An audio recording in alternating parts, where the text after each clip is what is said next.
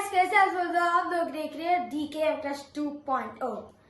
तो गाइस, आपको पता ही होगा कि रेलवे में बहुत बड़ा हादसा हो गया। हाँ, वैसे उसको हुए 2-3 महीना हो गया है। जून को हुआ था, जून या जुलाई को हुआ था कोरोमंडल एक्सप्रेस का हादसा। वो आप सब तो जानते होंगे। हाँ, अभी आप सबको उसके बारे में सब कुछ पता ही होगा। पर मैं अभी कुछ देर पहले एक्चुअली यूट्यूब आप लोग समय नहीं देख पा रहे थे। समय एक्चुअली हो गया 12 बजे हो गया। पर मैं अभी यूट्यूब स्क्रॉल ही कर रहा था कि मुझे एक कोरोमंडल एक्सप्रेस का एक एक्सीडेंट वीडियो मिला। मैंने बस उस पर एक बार जो क्लिक किया और नीचे कमेंट्स में करके मैंने न्यूएस्ट कमेंट्स जो है उसको सेलेक्ट किया और मैं ये देख सकता हूँ 20 मिनट पहले भी कमेंट्स आ रहे हैं और ये आ रहे कि इसमें कवर्ट सिस्टम वर्क क्यों नहीं किया। अभी कवर्ट सिस्टम तो आप लोगों को पता है। उससे पहले मैं छोटा सा एक शॉर्ट में आपको क्या हुआ, एक्सीडेंट कैसे हुआ, मैं सबसे शॉर्ट में आप लोगों से बता देता हूँ। उससे पहले मुझे एक बात बतानी है कि पीछे वॉलपेपर का काम जो है चल रहा है। अभी 1-2 महीने में पूरा वॉल में लग जाएगा। और वैसे लाइटिंग कैसे लग रही है वो बताना। देखो, एक्सीडेंट ये ऐसे हुआ, एक्चुअली डीरेलमेंट ऐसे हुआ। अगर मैं ऐसा रेलवे का क्वेश्चन बोलूं तो डीरेलमेंट कैसे हुआ। डीरेलमेंट ऐसे हुआ कि बहानगा बाजार में शाम में आ रही थी ट्रेन कोरोमंडल एक्सप्रेस। अभी वो क्रॉस करती बालासोर में एक जगह है बहानगा बाजार, ये स्टेशन वो क्रॉस ही कर ही रहे थे तभी वो उसको सिग्नल मिलता है ग्रीन। आज जाना तो उसको मेन लाइन में चाहिए था। अब देखो, मेन लाइन और लूप लाइन ऐसे 2 लाइन होते हैं, ट्रैक होते हैं। मेन लाइन में जो जहाँ पे जिसपे ट्रेन अपने मतलब जो भी स्पीड लिमिट होती है 130 या 120 या 60 या 80 या 90 या जो भी होता है उसमें उस ट्रेन को निकाला जाता है, मतलब मेन लाइन है वो।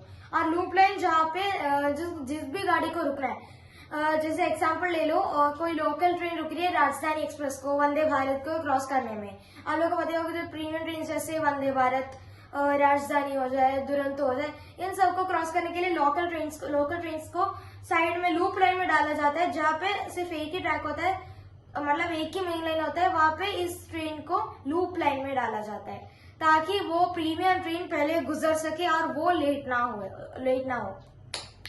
तो ऐसे ही लूप लाइन में एक मालगाड़ी खड़ी थी, अगर मैं इंग्लिश में कहूँ तो गुड्स ट्रेन खड़ी थी।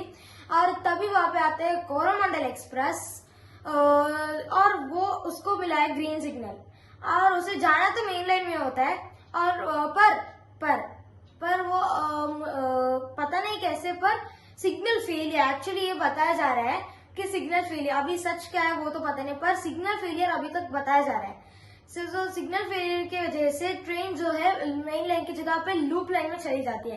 और एक्चुअली लूप लाइन में टर्न होते समय वो एक्चुअली डीरेल हो गया था। उसके बाद वो जाके मालगाड़ी पर टकराया और उसी समय माल, एक फोटो भी है, अगर मिले तो मैं यहाँ पे डाल दूंगा। उसमें जो है एक उसका लोकोमोटिव होता है WP7 या WP5 मुझे याद नहीं, वो जो है उस मालगाड़ी के एक डिब्बे पे चढ़ गया। आप सोच ही सकते हो कि एक लोकोमोटिव कितने टन का होगा, बस आप अनुमान लगाए। और मालगाड़ी कितने टन का होगा, बस एक कोच उसमें कोल भरा हुआ था मेरे ख्याल से। हाँ, और लोकोमोटिव उसमें चढ़ी, उसके ऊपर था, मतलब मालगाड़ी के जो लास्ट डिब्बा है उसके ऊपर था लोकोमोटिव। बस आप सोचिए कि वहां का माहौल कैसा होगा। और उसी समय उसके बाजू वाले ट्रैक में इस ट्रेन के मतलब कोरोमंडल एक्सप्रेस के डिब्बे गिरे हुए थे और उसी ट्रैक पे जो है आती है हमारी यशवंतपुर एक्सप्रेस, बैंगलोर एक्सप्रेस यशवंतपुर। वो आके क्या हो जाता है, वहां पे डिब्बे होते हैं कोरोमंडल के उस अगले ट्रैक पे, मतलब पिछले ट्रैक पे एक्चुअली।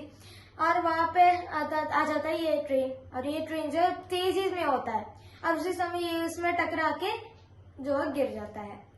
एक्चुअली ये Coromandel express 130 kilometre per hour की स्पीड में थी, पर अभी तक ये वो यशवंतपुर वाले ट्रेन के बारे में कुछ इन्फो नहीं है।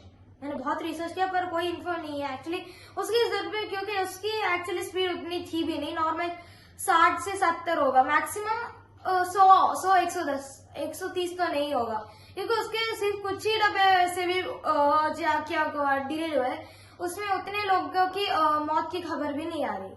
तो हाँ, वो उतना मेन टर्म नहीं है वहां पे। तो अभी बहुत लोग पूछ रहे कि कवच सिस्टम यहाँ पे काम क्यों नहीं किया। देखो गाइस, आप लोगों को वहाँ पे एक चीज समझने की जरूरत है। कवच सिस्टम जो यहाँ पे काम आते हैं, मतलब अगर सेम ट्रैक पे सेम ट्रेन के सामने से कोई ऑपोजिट ट्रेन आ रहा है, तो इस ट्रेन में मतलब ये ऑपोजिट ट्रेन में मतलब दोनों ही ट्रेन में एक्चुअली दोनों ही ट्रेन में ऑटोमेटिकली ब्रेक्स लग जाएंगे। अभी ये है सिस्टम।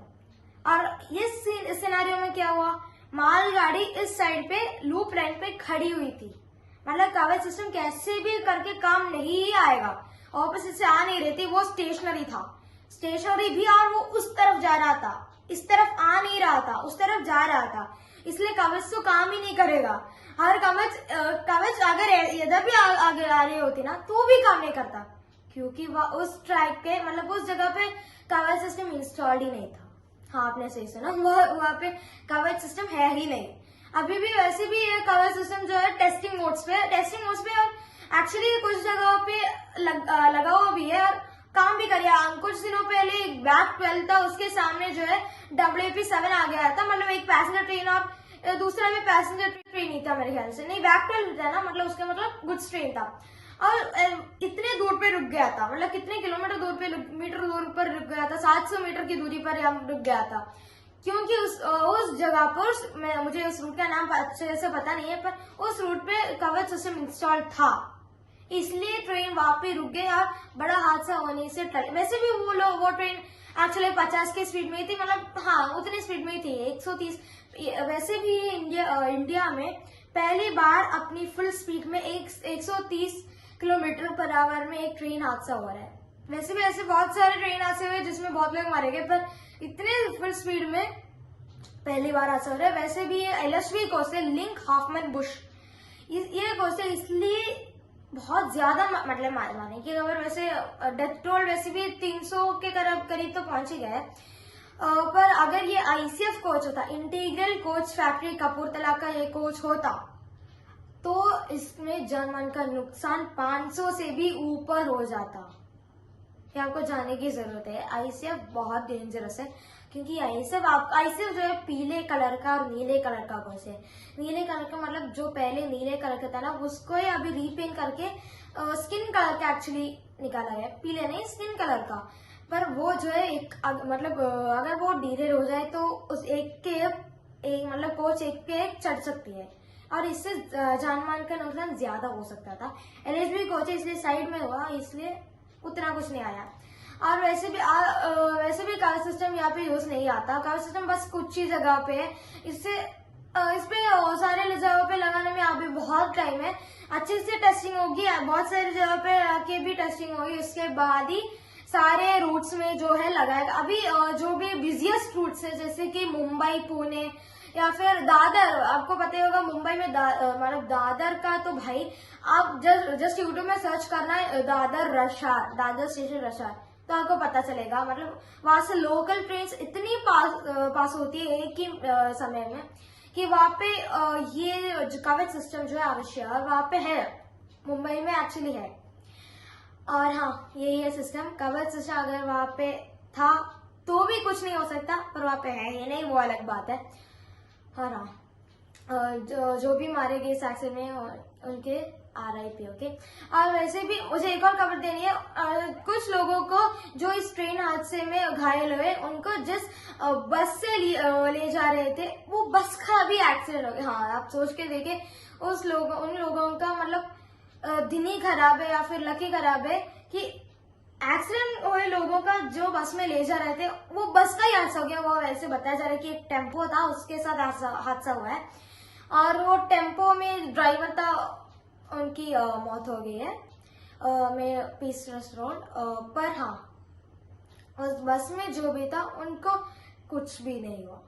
हाँ, वैसे एक बात है कि उनको कुछ होना भी नहीं, क्योंकि वो तो पहले से ही घायल है, क्योंकि हाँ एम्बुलेंसेस भी फुल थे, क्योंकि इतने 300 लोग मारे गए, 900 लोग करीब इस हादसे में इंजर हुए, तो इन 900 लोगों के लिए एम्बुलेंस कितनी चाहिए आप बस सोच कर देखिए। इसलिए कुछ बसों में भी जो भी बस पास में अवेलेबल है, उसमें भी धक्के मुक्के करके उन्हें ले जाया गया है, तो आप सोच ही सकते होंगे। तो उसकी वजह से बहुत भीड़ भी थी।